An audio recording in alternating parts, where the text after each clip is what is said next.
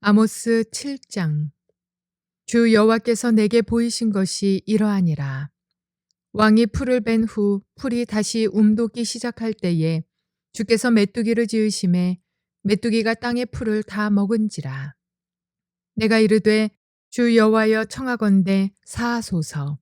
야곱이 미약하오니 어떻게 서리이까 하매 여호와께서 이에 대하여 뜻을 돌이키셨으므로 이것이 이루어지지 아니하리라. 여호와께서 말씀하셨느니라. 주 여호와께서 또 내게 보이신 것이 이러하니라. 주 여호와께서 명령하여 불로 징벌하게 하시니 불이 큰 바다를 삼키고 육지까지 먹으려 하는지라. 이에 내가 이르되 주 여호와여 청하건대 그치소서. 야곱이 미약하오니 어떻게 서리이까 하매 주 여호와께서 이에 대하여 뜻을 돌이켜 주 여호와께서 이르시되 이것도 이루지 아니하리라 하시니라. 또 내게 보이신 것이 이러하니라. 다림줄을 가지고 쌓은 담 곁에 주께서 손에 다림줄을 잡고 서셨더니 여호와께서 내게 이르시되 아모스야 네가 무엇을 보느냐. 내가 대답하되 다림줄이니이다. 주께서 이르시되 내가 다림줄을 내 백성 이스라엘 가운데 두고 다시는 용서하지 아니하리니 이삭의 산당들이 황폐되며 이스라엘의 성소들이 파괴될 것이라. 내가 일어나 칼로 여로보암의 집을 치리라 하시니라. 때에 베델의 제사장 아마샤가 이스라엘의 왕 여로보암에게 보내어 이르되 이스라엘 족속 중에 아모스가 왕을 모반하나니 그 모든 말을 이 땅이 견딜 수 없나이다. 아모스가 말하기를 여로보암은 칼에 죽겠고 이스라엘은 반드시 사로잡혀 그 땅에서 떠나겠다 하나이다. 아마샤가 또 아모스에게 이르되 선견자야 너는 유다 땅으로 도망하여 가서 거기에서나 떡을 먹으며 거기에서나 예언하고 다시는 베델에서 예언하지 말라. 이는 왕의 성소요 나라의 궁궐임이니라. 아모스가 아마샤에게 대답하여 이르되 나는 선지자가 아니며 선지자의 아들도 아니라 나는 목자요 뽕나무를 재배하는 자로서 양떼를 따를 때에 여호와께서 나를 데려다가 여호와께서 내게 이르시기를 가서 내 백성 이스라엘에게 예언하라 하셨나니 이제 너는 여호와의 말씀을 들을지니라. 네가 이르기를 이스라엘에 대하여 예언하지 말며 이삭의 집을 향하여 경고하지 말라 하므로 여호와께서 이와 같이 말씀하시기를 네 아내는 성읍 가운데서 창녀가 될 것이요 네 자녀들은 칼에 엎드려지며 네 땅은 측량하여 나누어질 것이며 너는 더러운 땅에서 죽을 것이요 이스라엘은 반드시 사로잡혀 그의 땅에서 떠나리라 하셨느니라. 좋은 날입니다. 성령님께서 오늘도 여러분들의 심령 가운데 큰 은혜와 평강으로 함께하여 주시기를 주님의 이름으로 축복합니다. 오늘 저는 여러분들과 함께 아모스서 7장 말씀으로 하나님의 다림줄, 당신의 믿음은 안전합니까? 이런 제목으로 은혜를 나누기로 원합니다. 아모스서를 보면서 우리는 하나님께 기도해야 합니다. 하나님, 내 모습을 보여주십시오. 나는 지금 바른 생각을 하면서 살아가고 있습니까? 내 마음은 하나님 앞에 어떻습니까? 내 말과 행동은 과연 바른 말을 하고 바르게 행동하고 있습니까? 우리는 우리 스스로의 모습을 볼 수 있어야 되겠습니다. 여러분, 우리는 흔히 종종 영적으로 잠들었다라는 표현들을 자주 쓰죠. 여러분, 잠들었다라는 표현은 무엇을 이야기하는 걸까요? 여러 가지 이야기, 의미가 있을 것입니다. 그러나 그것 가운데 중요한 한 가지는 바로 나 자신의 모습을 볼 수 없다라는 것이겠죠. 우리는 종종 우리 스스로에 대해서, 나 자신에 대해서는 한없이 관대합니다. 내가 지금 어떤 모습으로 살아가는지 나 자신에 대해서는 용서하고 덮어주고 은혜와 긍휼을 베풉니다. 그러나 다른 사람들의 실수와 잘못에 대해서는 너무나 엄격할 때가 참 많이 있죠. 그러다 보니까 우리의 말과 행동이 굽어질 때가 참 많습니다. 우리의 생각과 우리의 마음이 삐뚤어져 있는데 그것을 고칠 수가 없습니다. 기준이 무엇인지를 우리가 잃어버렸기 때문이죠. 그 동일한 기준을 가지고 나 스스로도 볼 수 있어야 되고 또 다른 사람도 볼 수 있어야 되는데, 그런데 그 기준 자체가 흔들릴 때 우리는 영적으로 잠들어 있고 나를 판단할 수 없는, 내가 바르게 가고 있는지 혹은 잘못 가고 있는지 이것을 판단할 수 없는 그런 지경 가운데 이렇게 되어지는 것이죠. 때문에 우리는 기도해야 됩니다. 하나님, 내 모습을 볼 수 있도록 내 눈을 열어주십시오. 율법의 정신을 따라 살아가고 있는지 나 스스로를 판단해 볼 수 있게 해주십시오. 우리가 그렇게 기도해야 될 것입니다. 자, 오늘 이제 여러분들과 살펴볼 아모스 7장 말씀은 이제 새로운 구간으로 들어갑니다. 이전까지의 말씀에서 우리는 1장과 2장에서 열국과 이스라엘, 남유다와 북이스라엘을 하나님께서 심판하실 것이다 라는 간단한 요약의 이야기를 들었고, 3장부터 6장까지는 심판의 정당성, 북이스라엘을 왜 심판하셔야 되는지에 대한 부분들 다루고 있다면, 이제 7장부터 9장까지는 심판의 필연성에 대한 부분들을 살펴보기를 원합니다. 총 5개의 환상으로 이루어져 있는데요. 7장에서 3개, 8장에서 1개, 9장에서 1개, 이렇게 해서 5개의 환상을 통해서 왜 이스라엘을 심판하실 수밖에 없는가? 하나님을 떠나고 율법을 버리고 의를 따라 행하지 않는 이스라엘, 그들이 심판당할 수밖에 없다라는 부분들을 강조해서 이야기하는 부분들을 한번 살펴보기를 원합니다. 자, 먼저 오늘 7장 1절부터 3절까지의 말씀 살펴보겠습니다. 읽어보겠습니다. 주 여호와께서 내게 보이신 것이 이러하니라. 왕이 풀을 벤 후 풀이 다시 움돋기 시작할 때 주께서 메뚜기를 지으심에 메뚜기가 땅의 풀을 다 먹은지라. 내가 이르되 주 여호와여 청하건대 사하옵소서. 야곱이 미약하오니 어떻게 서리이까 하며 여호와께서 이에 대하여 뜻을 돌이키셨으므로 이것이 이루어지지 아니하리라 여호와께서 말씀하셨느니라. 자, 무엇을 이야기하는 것입니까? 하나님께서 이스라엘에게 메뚜기를 보내셔서 모든 풀을 다 먹어버리게 하시겠다, 그런 이야기죠. 본문에 보니까 이해가 안 되는 부분들이, 왕이 풀을 벤 후에 다시 움돋기 시작할 때 메뚜기를 만드셔서 다 먹어버렸다, 이 표현이 잘 이해가 안 되죠. 당시의 상황을 좀 이해할 필요가 있습니다. 이스라엘은 목축을 하는 나라입니다. 그러니까 목축하는 그런 뭐 양떼라든지 뭐 소떼라든지 뭐 이런 것들에게 굉장히 중요한 것은 무엇입니까? 바로 풀이 아주 중요합니다. 그 풀은 가축들의 사료죠.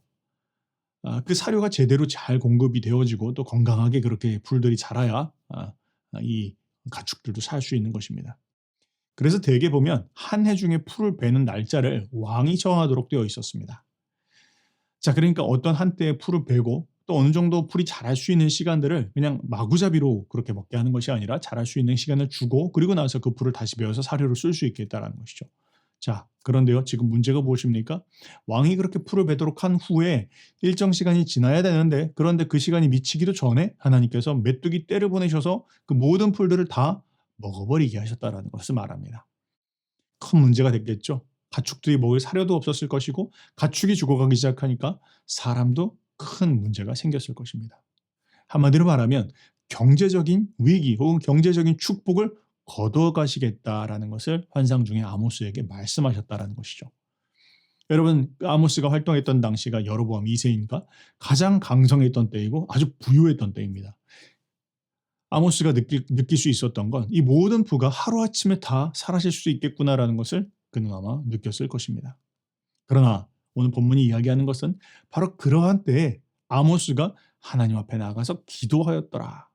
야곱이 미약하오니 하나님께서 이것을, 이 심판을 거둬주십시오. 주님께 간절히 기도하며 나갔을 때 하나님께서 그 심판을, 그 뜻을 돌이켜 거두셨다라는 것을 말하고 있습니다. 자, 무엇을 이야기합니까? 한마디로 말하자면 중보자의 중요성입니다.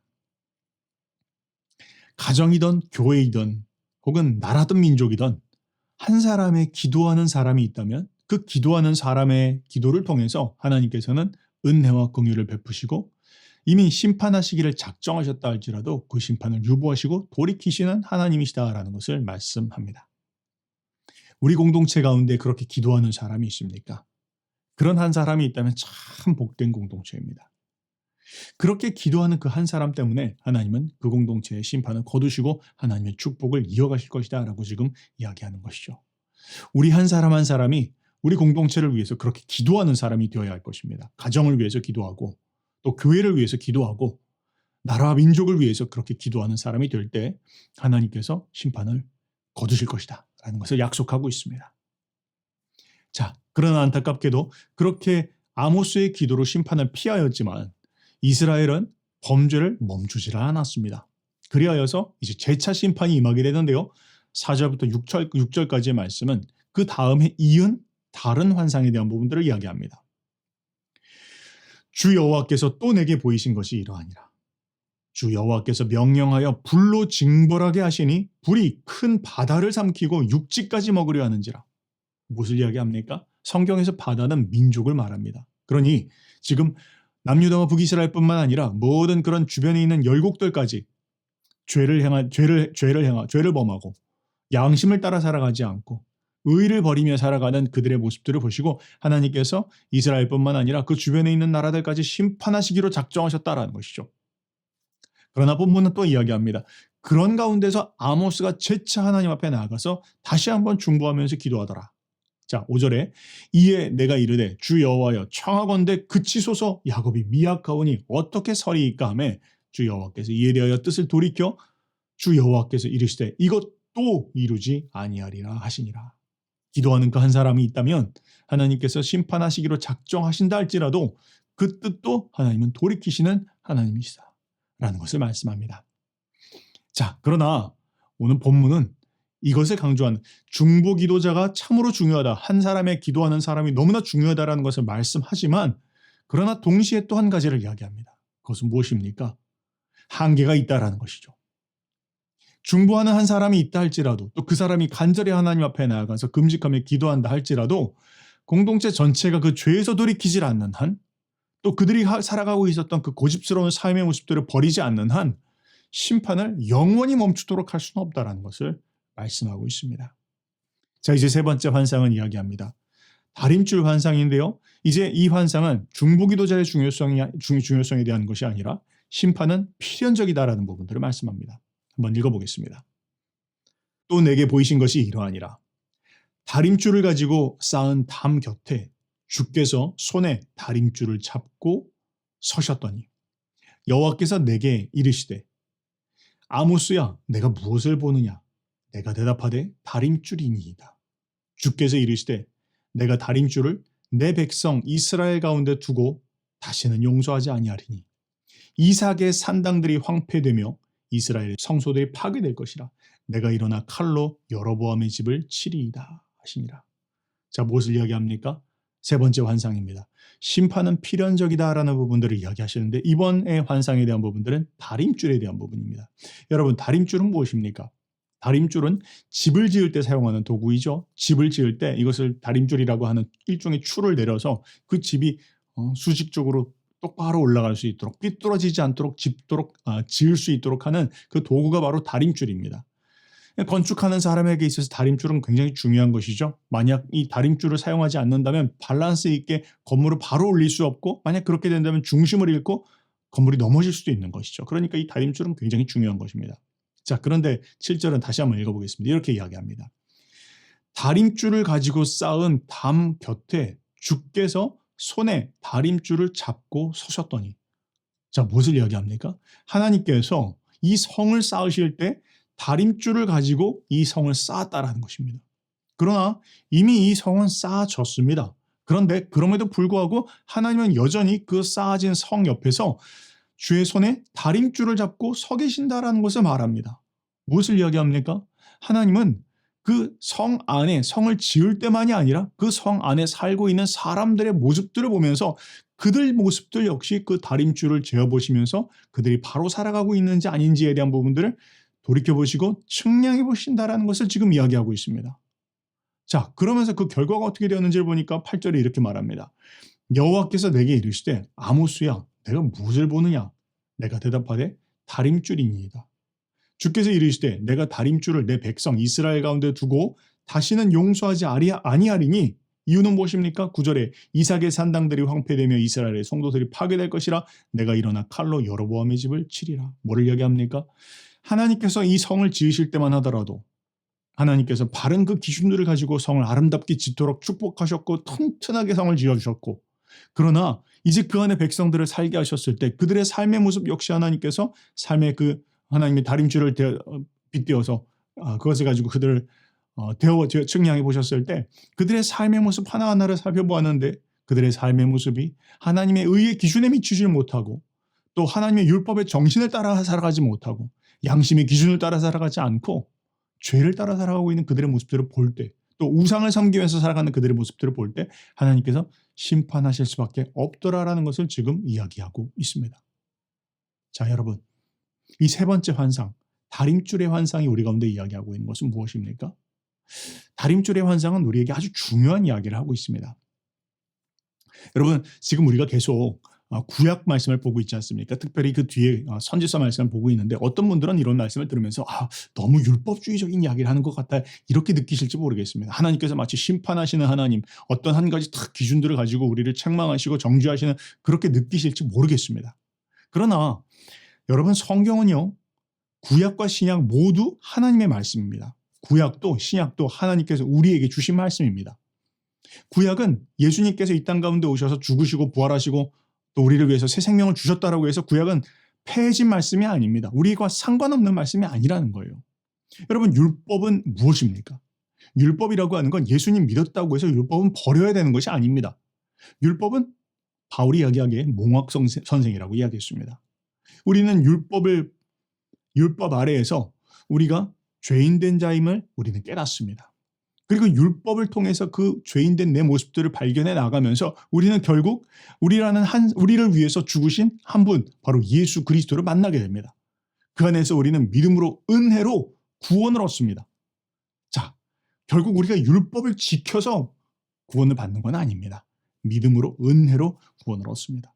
그러나 그렇다고 해서 우리가 이 구약에 있는 모든 율법의 말씀들을 다 버리라는 게 아닙니다. 예수님 믿었으니까 이제 우리는 뭐 어떻게 살든 상관없어. 구약은 옛날의 이야기야. 옛날 이야기니까 그냥 재밌게 읽으면 돼. 그렇지 않다라는 것이죠. 여러분, 우리는 은혜로 믿음으로 말미암아 구원을 얻었지만 구약의 말씀, 이 율법의 말씀은 여전히 우리의 삶 가운데 등불입니다. 기준을 제시하는 것이죠. 우리가 그것 때문에 구원받는 건 아닙니다. 그러나 우리에게 바른 삶이 무엇인지를 구약은 우리 가운데 이야기해 주고 있습니다. 우리가 구원받았다고 해서, 믿음으로 은혜로 구원받았다고 해서 이 율법의 삶과 상관없는 삶을 산다면 어쩌면 그 구원은 가짜일 수 있습니다. 구원 안 받았을 수 있다는 것이죠. 내가 진짜 예수님 영접 안 한 것일 수 있습니다. 믿음과 은혜로 구원받은 사람 아닐 수 있다는 것이에요. 진정 믿음으로 은혜로 구원받은 사람은 율법의 삶을 이해하고 그 정신을 따라 살아가 하나님을 사랑하는 마음, 또 이웃을 사랑하는 마음에 충만하여서 그 삶의 기준을 따라 살아가려는 우리의 삶의 모습이 반드시 있다는 것이죠.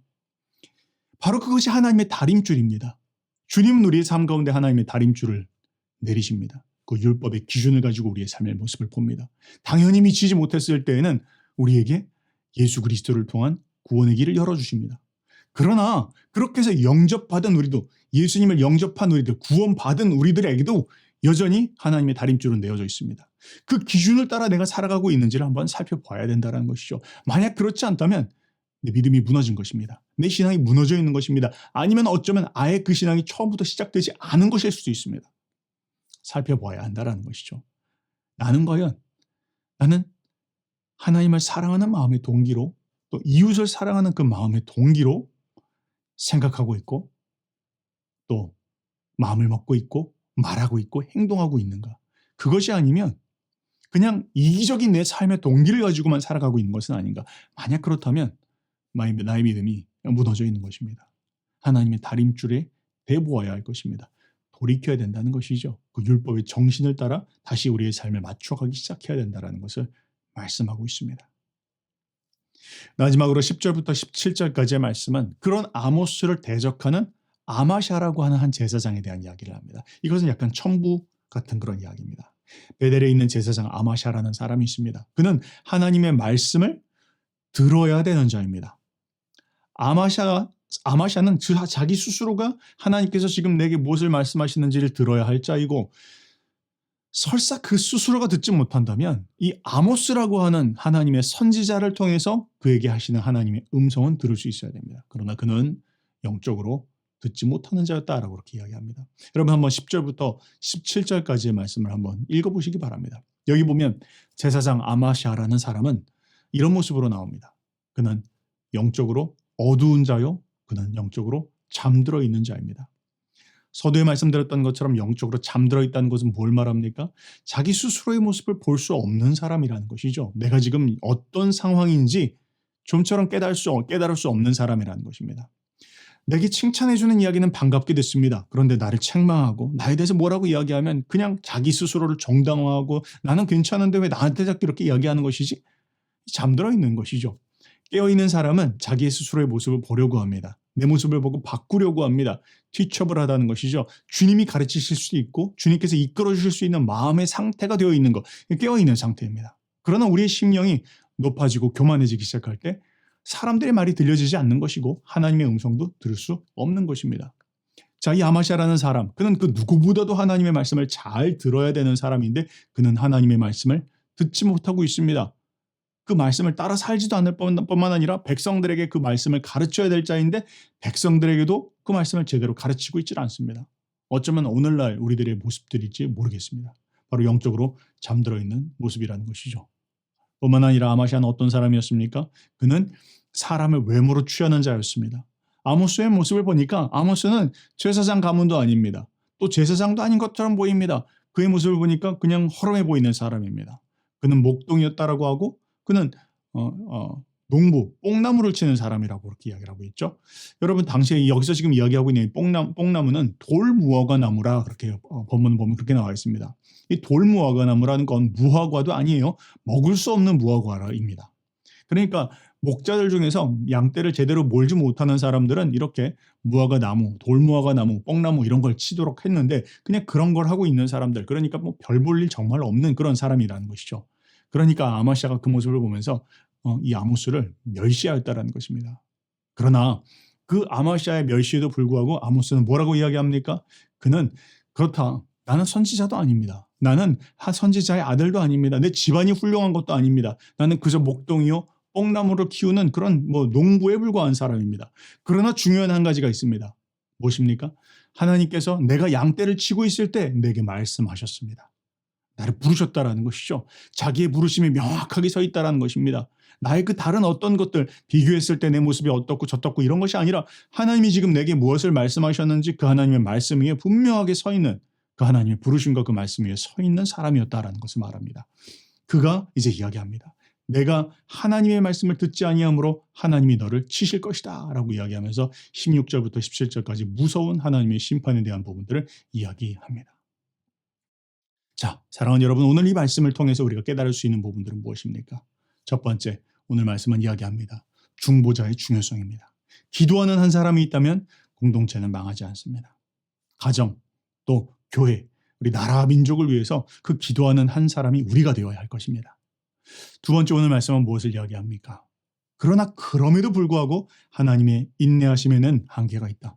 만약 고집스럽게 계속해서 한 길로 나가고 죄된 삶의 방향들을 바꾸지 않는다면 그를 위해 기도하는 사람이 아무리 많다 할지라도 그 심판은 거둬지지 않는다라는 것을 이야기하고 있습니다. 마지막 세 번째는 무엇을 이야기합니까? 이 시대에 진정으로 필요한 사람은 누군지에 대한 부분들을 이야기합니다.